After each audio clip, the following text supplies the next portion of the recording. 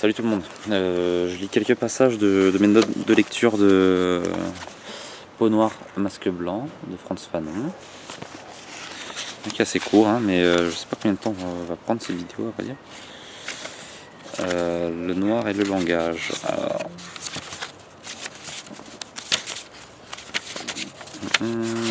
super intéressant.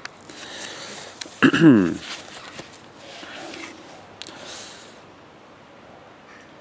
Lorsqu'un entier licencié en philosophie déclare ne pas présenter l'agrégation, alléguant sa couleur, je dis que la philosophie n'a jamais sauvé personne. Quand un autre s'acharne à me prouver que les noirs sont aussi intelligents que les blancs, je dis l'intelligence non plus n'a jamais sauvé personne. Et cela est vrai, car si c'est au nom de l'intelligence et de la philosophie que l'on proclame l'égalité des hommes, c'est en leur nom aussi qu'on décide leur extermination.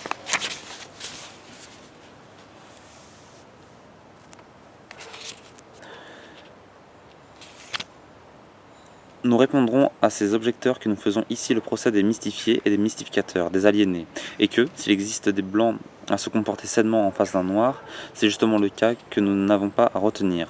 Ce n'est pas parce que le foie de mon malade fonctionne bien que je dirais les reins sont sains. Le foie était reconnu normal, je l'abandonne à sa normalité, qui est normale, et je me tourne vers les reins. En l'occurrence, les reins sont malades. Ce qui veut dire qu'à côté des gens normaux qui se comportent sainement selon une psychologie humaine, il en est à se comporter pathologiquement selon une psychologie inhumaine. Et il se trouve que l'existence de ce genre d'homme a déterminé un certain nombre de réalités à la liquidation desquelles nous voulons ici contribuer.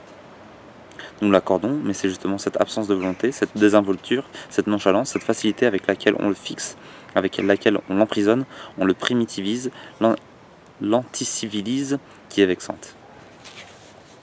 Il dit un peu plus haut que les noirs je les connais, il faut, entre guillemets, hein. Les noirs je les connais, il faut s'adresser à eux gentiment, leur parler de leur pays, savoir leur parler, telle est la question. Voyez plutôt. Nous n'exagérons pas, un blanc s'adressant à un nègre se comporte exactement comme un adulte avec un gamin. Et l'on s'en va minaudant, susurrant, gentillonnant, câlinotant. Ce n'est pas un blanc que nous avons observé, mais des centaines. Et nos observations n'ont pas porté sur telle ou telle catégorie, mais, nous prévalant d'une attitude essentiellement objective, nous avons voulu étudier ce fait chez les médecins, les agents de police, les entrepreneurs sur les chantiers. L'on nous dira, oubliant en cela notre but, que nous aurions pu porter notre attention ailleurs, qu'il existe des blancs n'entrant pas dans notre description. Hop. Alors ça c'est hyper important. Parler petit nègre, c'est exprimer cette idée. Toi, reste où tu es. Ça c'est hyper important. Ça c'est un truc qui m'a marqué. À chaque fois que j'imite un accent qui soit régional ou national, j'ai cette petite phrase dans ma tête. Du coup, je me dis que c'est pas cool quand même. Dans le cas du noir, rien de pareil. Il n'a pas de culture, pas de civilisation, pas de ce long passé d'histoire. On retrouve peut-être l'origine des efforts des noirs contemporains. Coûte que coûte, prouver au monde blanc l'existence d'une civilisation nègre.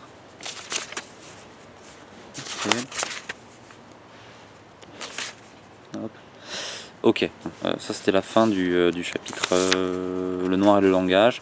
Le 2 c'est la femme de couleur et le blanc. Donc j'espère que j'ai des trucs.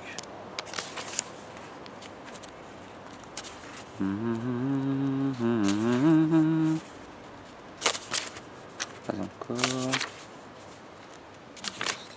Bah non, j'ai rien écrit. Alors, l'homme de couleur et la blanche. Ah. Avec l'analyse de Je suis martiniquaise et de Nini, bon, bah vous allez vous démerder. Hein. Nous avons vu comment se comportait la négresse vis-à-vis du blanc. Avec un roman de René Maran, autobiographie, semble-t-il, de l'auteur, tâchons de comprendre ce qui se passe dans le cas des Noirs. Le problème est magnifiquement posé, car Jean Veneuse nous permettra d'approfondir davantage l'attitude du noir. De quoi s'agit-il? Jean Veneuse est un nègre, d'origine antillaise, il habite Bordeaux, depuis longtemps, donc c'est un Européen. Mais il est noir, donc c'est un nègre. Voilà le drame, il ne comprend pas sa race, et les Blancs ne le comprennent pas. Et, dit-il, l'Européen en général, le Français en particulier, non content d'ignorer le nègre de leur colonie, mais connaissant celui qu'ils ont formé à leur image. Nègre formé à l'image du blanc européen. Oula, il y a un gros passage là. Ça va être une longue vidéo, hein, je vous le dis tout de suite, vous le savez déjà. Old Boy. Page 55. Tu me consultes d'Airchef sur ton cas, je vais te donner mon avis une fois de plus et une fois pour toutes. Procédons par ordre. Ta situation, telle que tu me l'exposes, est des plus nettes. Permets-moi néanmoins de déblayer le terrain devant moi, ce sera pour toi tout profit. Quel âge avais-tu donc quand tu as quitté ton pays pour la France ? 3 ou 4 ans, je crois. Tu n'as depuis jamais revu ton île natale et ne tiens pas du tout à la revoir. Depuis, tu as toujours vécu à Bordeaux. C'est à Bordeaux, depuis que tu es fonctionnaire colonial, que tu passes la majeure partie de tes congés administratifs. Bref, tu es vraiment de chez nous. Peut-être que tu ne t'en rends-tu pas compte ? Sache en ce cas que tu es un Français de Bordeaux. Enfonce ça dans ta caboche. Tu ne sais rien des Antillais, tes compatriotes. Je serais même étonné que tu parvinsses à t'entendre avec eux. Ceux d'ailleurs que je ne connais ne te ressemblent en rien. En fait, tu es comme nous, tu es nous. Tes réflexions sont nôtres, tu agis comme nous agissons, comme nous agirions. Tu te crois et on te croit nègre. Erreur, tu n'en as que l'apparence. Pour le reste, tu penses en européen, d'où il est naturel que tu aimes comme l'européen, l'européen n'aimant que l'européenne. Tu ne peux guère épouser qu'une femme du pays où tu as toujours vécu, une fille du bon pays de France, ton seul pays. Ceci étant, passons à ce qui fait l'objet de ta dernière lettre. D'un côté, il y a un nommé Jean Veneuse, qui te ressemble comme un frère, de l'autre, mademoiselle André Marielle. André Marielle, qui est blanche de peau, aime Jean Veneuse, qui est excessivement brun et adore André Marielle. Cela ne t'empêche pas de me demander ce qu'il faut faire, délicieux crétin. De retour en France, précipite-toi chez le père de celle qui en esprit déjà t'appartient, écris-lui en te frappant le cœur avec un bruit sauvage, je l'aime. Elle-même, nous nous aimons. Il faut qu'elle devienne ma femme, sinon je me tue à vos pieds. Sollicité, Leblanc accepte donc de lui donner sa sœur, mais à une condition. Tu n'as rien de commun avec les véritables nègres. Tu n'es pas noir, tu es excessivement brun. Fermez les parenthèses, enfin les guillemets. Ce processus est bien connu des étudiants de couleur en France. On refuse de les considérer comme d'authentiques nègres. Le nègre, c'est le sauvage, tandis que l'étudiant est un évolué. Tu es nous, lui dit Coulanges, et si on te croit nègre, c'est par erreur. Tu en as que l'apparence, mais Jean Veneuse ne veut pas. Il ne peut pas, car il sait.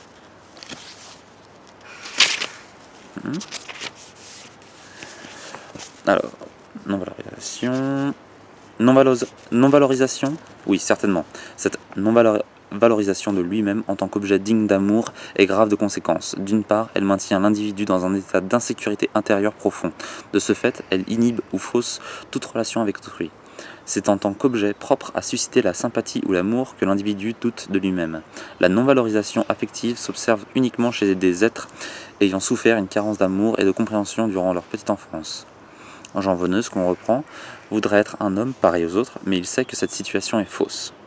C'est un quêteur, il cherche la tranquillité, la permission dans les yeux du blanc, car lui, c'est l'autre. La non-valorisation affective amène toujours l'abandonnique à un sentiment extrêmement pénible et obsédant d'exclusion, de n'avoir nulle part sa place, d'être de trop partout, affectivement parlant. Être l'autre, c'est une expression que j'ai rencontrée à plusieurs reprises dans le langage des abandonniques. Être l'autre, c'est se sentir toujours en position instable, demeurer sur le qui-vive, prêt à être répudié et faisant inconsciemment tout ce qu'il faut pour que la catastrophe prévue se produise. On ne saurait assez tenir compte de l'intensité de souffrance qui accompagne de tels états d'abandon, souffrance qui se rattache d'une part aux premières expériences d'exclusion de l'enfance et en fait revivre toute l'acuité. Bien, ouais. Prisonnier de lui-même, confiné dans son quant à soi, le négatif agressif grossit son sentiment d'irréparable de tout ce qu'il continue à perdre ou que sa passivité lui fait manquer. Aussi, exception faite de secteurs privilégiés comme sa vie intellectuelle ou sa profession, conserve-t-il un profond sentiment de non-valeur. Bon, je sais pas trop pourquoi j'ai... Hop, du prétendu complexe de dépendance du colonisé. Alors...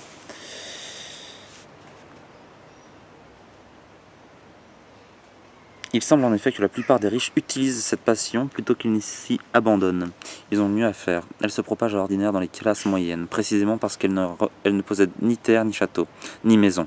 En traitant le juif comme un être inférieur et pernicieux, j'affirme du même coup que je suis une élite. Ok. Ça fait écho à ce que je disais tout à l'heure sur parler le petit nègre, machin, toi reste à ta place. Hop. Monsieur Manoni continue. L'exploitation coloniale ne se confond pas avec les autres formes d'exploitation. Le racisme colonial diffère des autres racismes. L'auteur parle de phénoménologie, de psychanalyse, d'unité humaine. mais nous voudrions que ces termes revêtent chez lui un caractère plus concret. Toutes les formes d'exploitation se ressemblent. Elles vont toutes chercher leur nécessité dans quelques décrets d'ordre biblique. Toutes les formes d'exploitation sont identiques, car elles s'appliquent toutes à un même objet, l'homme. À vouloir considérer sur le plan de l'abstraction la structure de telle exploitation ou de telle autre, on se masque le problème capital, fondamental, qui est de remettre l'homme à sa place. Le racisme colonial ne diffère pas des autres racismes. L'antisémitisme me touche en pleine chair, je m'émeus. Une contestation effroyable m'anémie, on me refuse la possibilité d'être un homme. Je ne puis me désolidariser du sort réservé à mon frère. Chacun de mes actes engage un homme, engage l'homme. Chacune de mes réticences, chacune de mes lâchetés manifeste l'homme. Il nous semble encore entendre ces airs.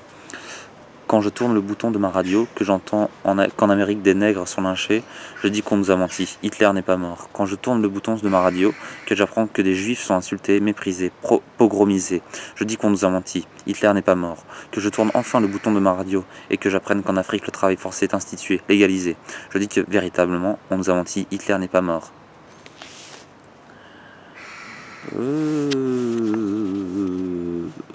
Allez, c'est parti. Il existe entre les hommes, du fait qu'ils sont des hommes, une solidarité en vertu de laquelle chacun se trouve co-responsable de toute injustice et de tout mal commis dans le monde, et en particulier de crimes commis en sa présence, ou sans qu'il les ignore. Si je ne fais pas ce que je peux pour les empêcher, je suis complice. Si je n'ai pas risqué ma vie pour empêcher l'assassinat d'autres hommes, si je me suis tenu quoi, je me sens coupable en un sens qui ne peut être compris de façon adéquate ni juridiquement, ni politiquement, ni moralement. Que je vive encore après que de telles choses se soient passées pèse sur moi comme une culpabilité inexpiable. Quelque part dans la profondeur des rapports humains s'impose une exigence absolue. En cas d'attaque criminelle ou de conditions de vie menaçant l'être physique, n'accepter de vivre que tous ensemble ou pas du tout. Ça c'est Karl Jaspers dans La culpabilité allemande. Ensuite, Dieu n'a rien à faire ici, à moins qu'on ne veuille expliciter cette obligation pour la réalité humaine de se sentir responsable de son semblable. Responsable en ce sens que le moindre de mes actes engage l'humanité. Chaque acte est réponse ou question, les deux peut-être. En exprimant une certaine façon pour mon être de se dépasser, j'affirme la valeur de mon acte pour autrui. Inversement, la passivité observée aux heures troublantes de l'histoire s'interprète en tant que faillite à cette obligation. Jung, dans Aspect du drame contemporain, dit que tout Européen doit être à même de répondre des crimes commis par la barbarie nazie devant un Asiatique ou un Hindou. Un autre auteur, Madame Maryse Choisy, dans L'anneau de Polycrate, a pu décrire la culpabilité qui fut le lot des neutres pendant l'occupation. Ils se sentent confusément responsables de tous ces morts et de tous les Buchenwald.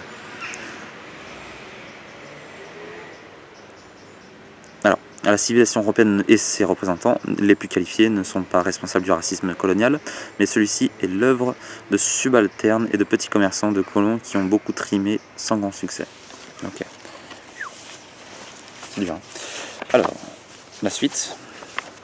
Donc là, tout ça, c'était des bas de page. On s'étonne, on s'indigne, on dit comme c'est curieux, mais c'est le nazisme, ça passera.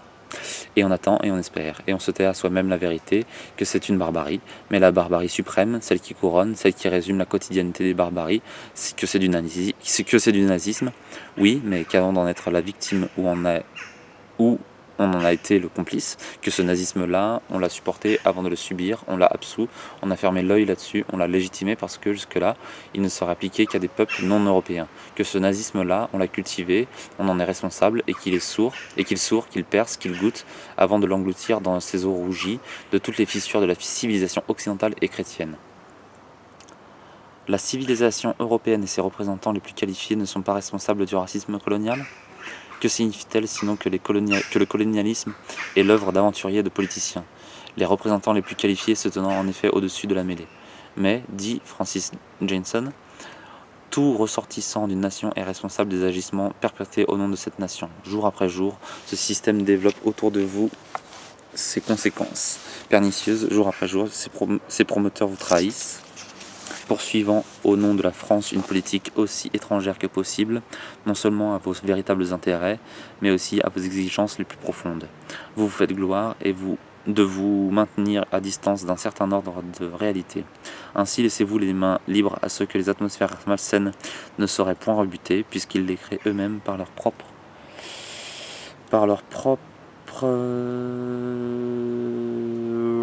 comportement. Et si vous parvenez apparemment à ne pas vous salir, c'est que d'autres se salissent à votre place. Vous avez des hommes de main, et tout compte fait, c'est vous les vrais coupables, car sans vous, sans votre négligente cécité, de tels hommes ne pourraient poursuivre une action qui vous condamne autant qu'elle les déshonore. Il est trop fort, François Fanon. En Afrique australe, il y a 2 millions de blancs pour près de 13 millions d'indigènes. Et il n'est venu à l'idée d'aucun indigène de se sentir supérieur à un minoritaire blanc. À ça, je réponds que l'infériorité n'est pas... être une minorité, c'est pas être moins nombreux qu'un autre groupe, c'est être dominé par un autre groupe. C'est par exemple, il y a beaucoup plus de mouches et de moustiques que d'êtres humains, et pourtant c'est nous qui les écrasons. Je crois que c'est Gilles Deleuze qui avait fait cette anecdote. L'infériorisation est le corrélatif indigène de la supériorisation européenne. Ayons le courage de le dire, c'est le raciste qui crée l'infériorisé.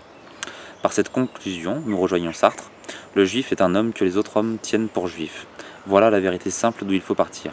C'est l'antisémite qui fait le juif. C'est des constructions, hein, tout ça c'est comme... j'oublie tout.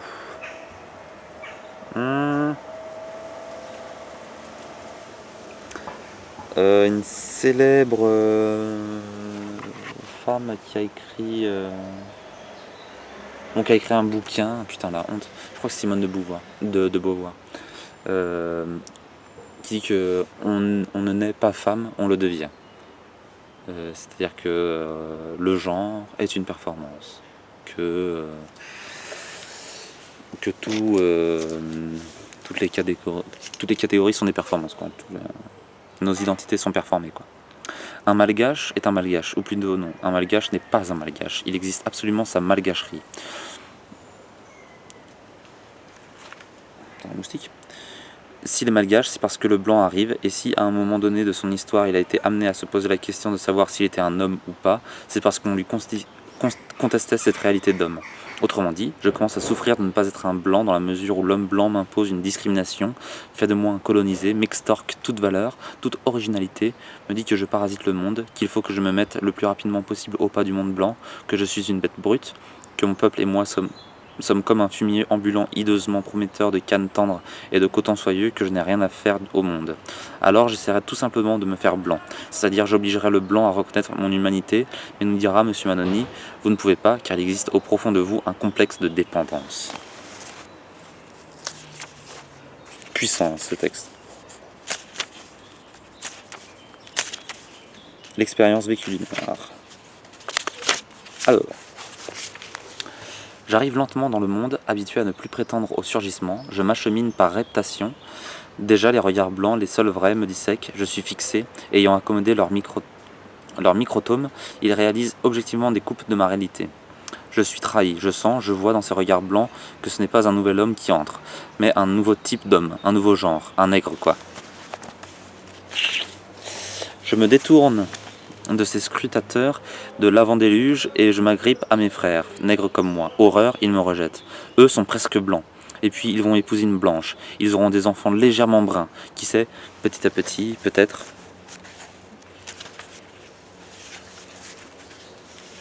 Au début de l'histoire que les autres m'ont faite, on avait placé bien en évidence le socle de l'anthropophagie, pour que je m'en souvienne. On décrivait sur mes chromosomes quelques gènes plus ou moins épais représentant le cannibalisme.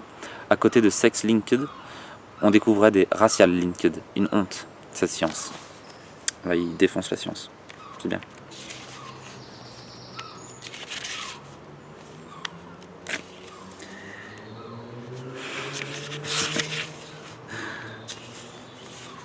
Alors, expérience vécue du noir toujours.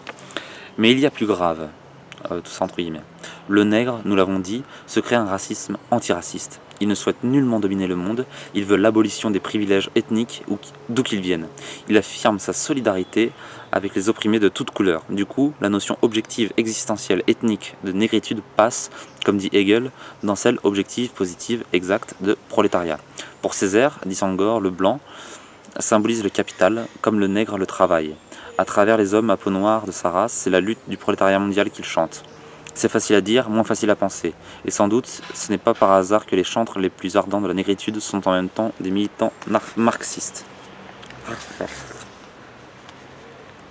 On est à 20 minutes 36 les gars, hein. C'est hyper long. Là. Mais j'espère que ça vous plaît, hein, parce que c'est quand même un beau texte.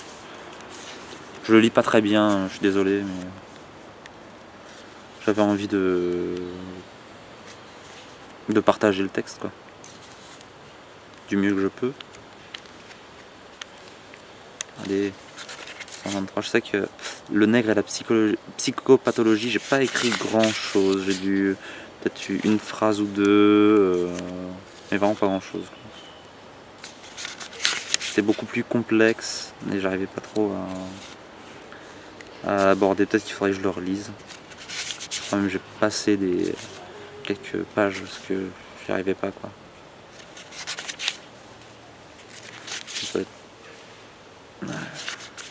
Allez les gars. Ok. Ouais, j'ai pas pris de notes,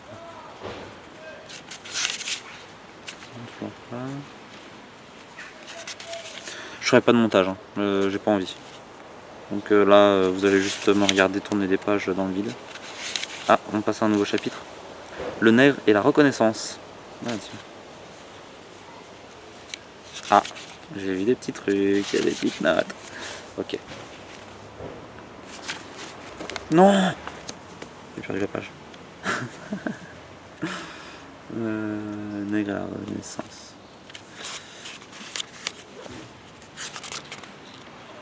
Alors.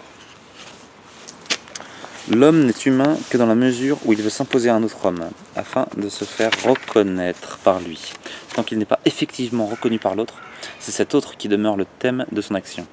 C'est de cet autre, c'est de la reconnaissance par cet autre que dépendent sa valeur et sa réalité humaine. C'est dans cet autre que se condense le sens de sa vie. Le nègre est un esclave à qui on a permis d'adopter une attitude de maître. Le blanc est un maître qui a permis à ses esclaves de manger à sa table. Un jour, un bon maître blanc qui avait de l'influence a dit à ses copains « Soyons gentils avec les nègres ». Alors les maîtres blancs, en rouspétant car c'était quand même dur, ont décidé d'élever des hommes machines bêtes au rang suprême d'hommes. Mais le nègre ignore le prix de la liberté, car il ne s'est pas battu pour elle. De temps à autre, il se bat pour la liberté et la justice, mais il s'agit toujours de liberté blanche et de justice blanche, c'est-à-dire de valeurs sécrétées par les maîtres. L'ancien esclave, qui ne retrouve dans sa mémoire ni la lutte pour la liberté ni l'angoisse de la liberté dont parle Kierkegaard, se tient la gorge sèche en face de ce jeune blanc qui joue et chante sur la corde raide de l'existence. En guise de conclusion, la révolution sociale ne peut tirer sa poésie du passé, mais seulement du futur. Ok.